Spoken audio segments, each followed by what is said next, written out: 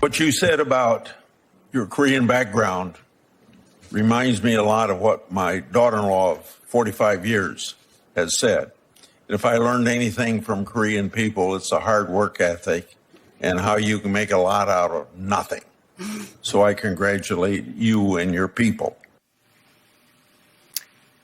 Republican Senator Chuck Grassley of Iowa yesterday congratulating Korean-American judicial nominee Lucy Koh.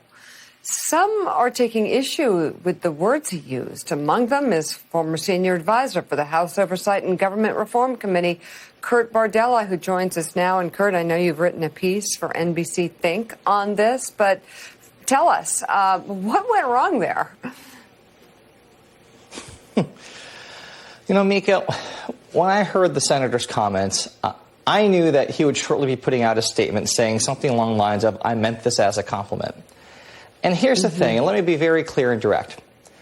As a Korean American, as an Asian American, as someone who has spent the better part of 2 years being viewed by the Republican Party as a virus, that is not a compliment.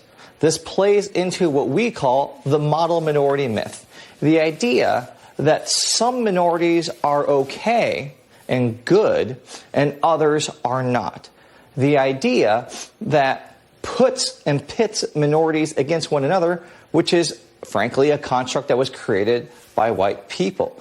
The idea that the good minorities are the ones who have assimilated into white culture.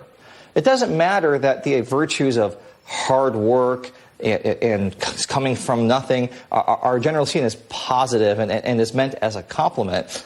The insinuation, first of all, that any demographic has a monopoly on hard work is idiotic. The idea that just because you come from an immigrant family means you came from nothing is an idiotic assumption to make. And I know that when Chuck Grassley first came into office, this is someone who's almost, 85 years old, the world was very different. This was a fairly segregated world when he came into office. These were the things that we were debating. But we've come a very long way. And for a community that has spent the better part of 2 years under siege from the Republican Party, from a community that watched Donald Trump bring in an Asian American national security analyst, asked her where she was from, asked where her family was from, was wondering why she wasn't part of the Korean negotiations. It's these type of stereotypes that we find very damaging and are the gateway and pathway to violence. We cannot normalize this type of stereotyping because we have seen time and again over the last 2 years what that actually translates to. And for the Asian American community, it is a massive and dramatic increase in violence. The idea that it's okay to look at one minority group a certain way and label them a certain way is at the root and problem of the violence that has completely inundated our community, continues to do so to this very day. And I think Chuck Grassley just owes the judge an apology. I think he needs to understand that even though you may have meant it a certain way, let me tell you, we don't care how you meant it. It doesn't matter that you meant it in a positive way. It matters that you reevaluate your entire worldview on race and why you thought it was okay to say it in the first place. Well, thank you. Well put, Kurt, and thanks for writing about it as well. And while we have you here, I want to tap into your oversight expertise. Democratic Congressman Adam Schiff of California is coming out with a new book entitled Midnight in Washington, in which he recounts his experience from the House floor during the Capitol insurrection. And this is what I want to ask you about, Kurt. Vanity Fair printed an excerpt which reads in part, quote, I made my way down the hall to the well and joined the remaining members and staff filing out, looking back at the doors being hammered to the rear of the chamber, glass now shattering.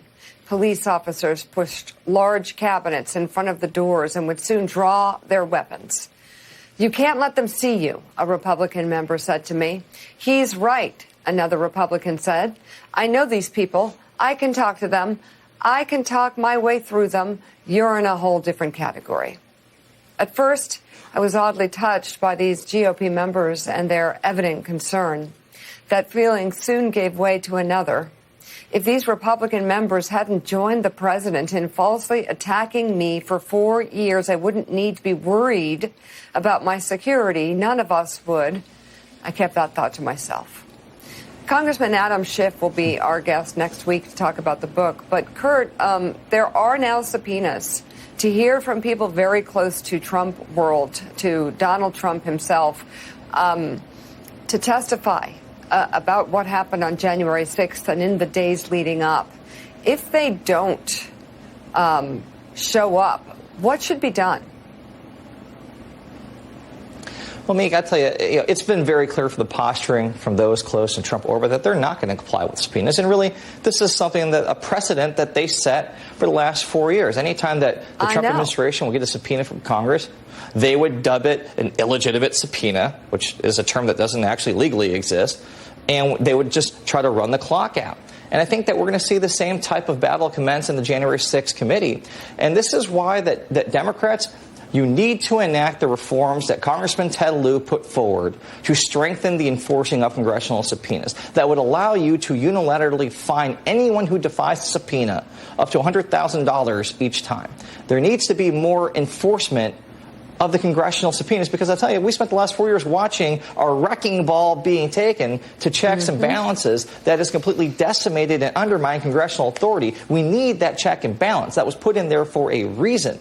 And if we allow a domestic terrorist attack on American soil to go unanswered, if we allow the architects, those who profited from it, those who egged it on, those who supported it, those who are trying to whitewash its history right now, if we allow them to get away without talking under oath before Congress, I don't know what the hell we're doing, Meek. I don't see the point of it all at all. Yeah. You know, if that's going to be what we put in place going forward, there needs to be more enforcement, and Congress has the authority to give that enforcement to themselves. I would add, don't wait for it to happen. You know it's going to happen. Don't be shocked. Get ready and do exactly what you're talking about. Kurt Bardella, thank you very, very much for coming on this morning. And